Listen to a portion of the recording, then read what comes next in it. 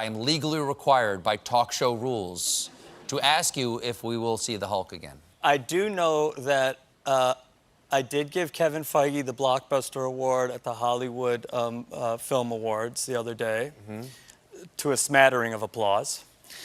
And he did say, hey, do you think there's any more story left here? And I said, I could probably come up with a few storylines. And he said, well, maybe you should come in and we'll have a talk. Oh. So, you heard it here. The epic forces of darkness and light that have come into play. And again, that's the hero gig.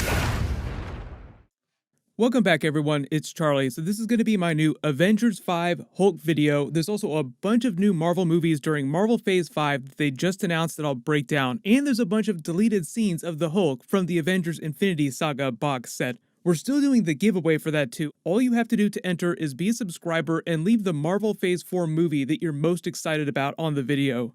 I'll start with the Hulk stuff that Mark Ruffalo is talking about, then talk about the Marvel Phase 5 movies, then talk about the new deleted scenes that they just released of the Hulk. Just going down the list top 5 style. Number 5, Mark Ruffalo has a couple Hulk storylines he's pitching Kevin Feige because, as he said, Kevin Feige really wants the Hulk to come back during Marvel Phase 4 and Marvel Phase 5. The funny thing about that is that, as most of you have probably realized, Mark Ruffalo still has a contract with Marvel, and Kevin Feige can force him to come back. He doesn't need to ask his permission to bring Mark Ruffalo back. He can just say, we're using you in this movie, show up or we'll sue you. It's just that Kevin Feige is nice like that, and he wants to get the actors' input for their characters, especially when it's going to be the 9th or 10th time that Mark Ruffalo has portrayed that character in an MCU project, when you include all the post-credit scenes that he's appeared in.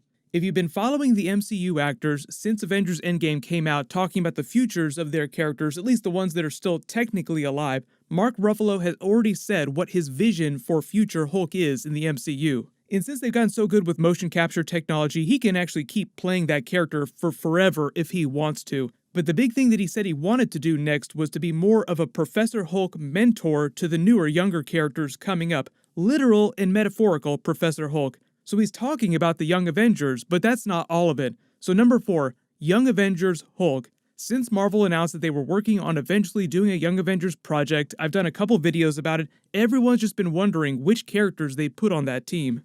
Because of all those new Disney Plus series that they announced, we already have most of the original Young Avengers comic book roster. There's Kate Bishop Hawkeye debuting, Cassie Lang from Avengers Endgame as Stature, Kamala Khan Miss Marvel, not debuting for a while, but she'll be around pretty soon. The adult version of Monica Rambeau, who's debuting during the WandaVision series. Remember, she was a little girl during the Captain Marvel movie. They recast her as an adult for the Scarlet Witch and Vision TV show. And if rumors are to be believed, Wiccan and Speed, who are supposedly going to be introduced in some form during the WandaVision series as the children of Scarlet Witch.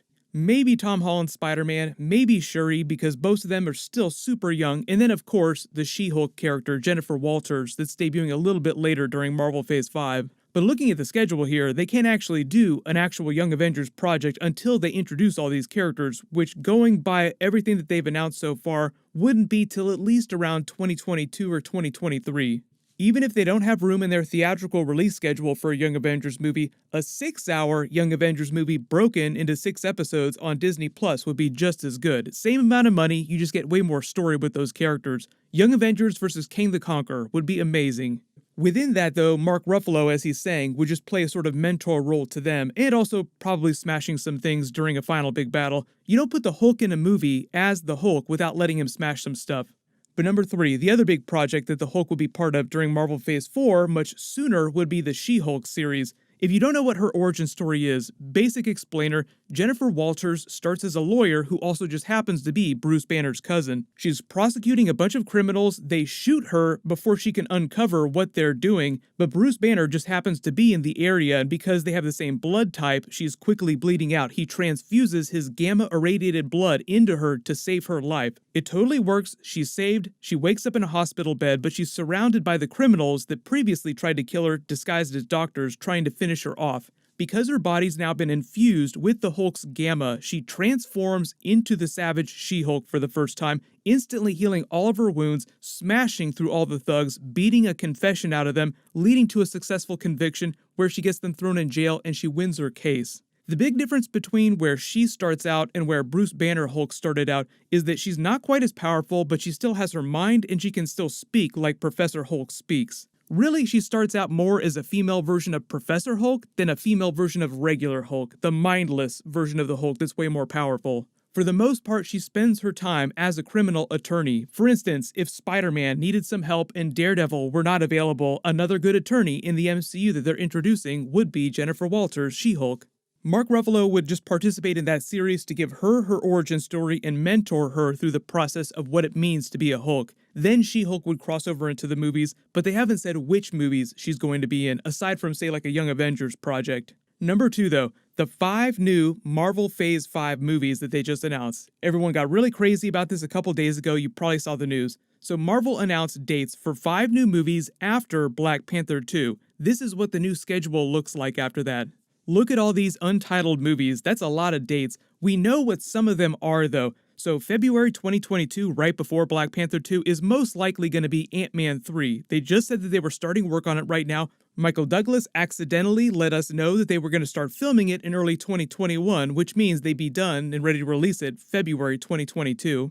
But here's where we get to the really good stuff. This is exciting. July, right after Black Panther 2, it's rumored that that will be Marvel's Fantastic Four, which kind of winds up being a big Black Panther Easter egg for classic Black Panther Fantastic Four. So if you haven't read those original Fantastic Four comics, the Black Panther character debuted for the first time in Fantastic Four number 52 in 1966.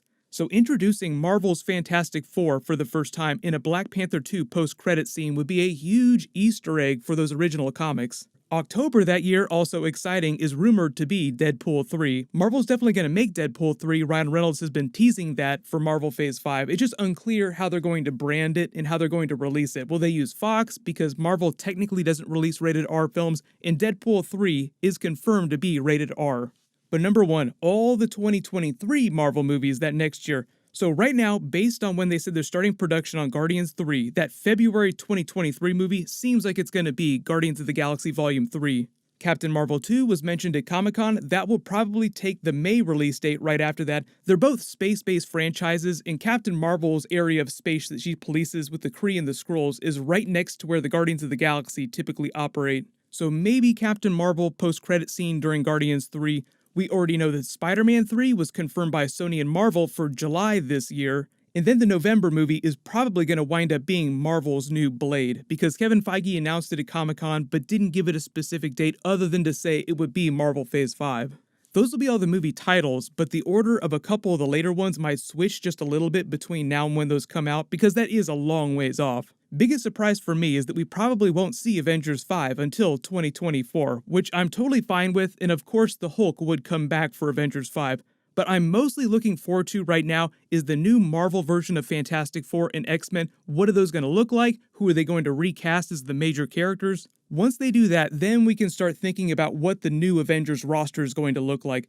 So moving on to those new deleted scenes that they released of the Hulk from Infinity War and Avengers Endgame, there's the alternate ending where he bursts out of the Hulkbuster, and there's another one with him and Black Widow finding him as Professor Hulk on the battlefield where she almost passes out from surprise. The Hulkbuster scene, as cool as it sounds, is so unfinished in its current form that it looks like PS2 graphics, but it's still cool to think about what that might have been had they finished it and put it in the actual movie. The Black Widow Hulk alternate ending is just another really nice moment with the two of them, something that you didn't really get at the end of Avengers Endgame when she sacrificed herself. For all of you that were upset that they didn't include any scenes to back up what he was saying to Captain America, I tried to bring her back, but the stones wouldn't let me. You have to imagine that he also went into the Soul World just like Iron Man and Thanos did when they snapped the gauntlets. If there was anyone that he would have seen and spoken to in that Soul World, it would have been Black Widow. There's a bunch more bonus features like this and deleted scenes on the Avengers Infinity Saga box set, so if there are any that I think will make for an interesting video, I will totally make videos about them. Some of them are really cool, but some of them just don't work and you totally understand why they got deleted. I will keep that Infinity Saga box set giveaway open till they drop the Black Widow trailer in a couple weeks. Everybody click here for that new Avengers What If trailer video, and click here for my brand new Rick and Morty Season 4 Episode 2 video. Thank you so much for watching. Everybody stay awesome. I'll see you guys tonight.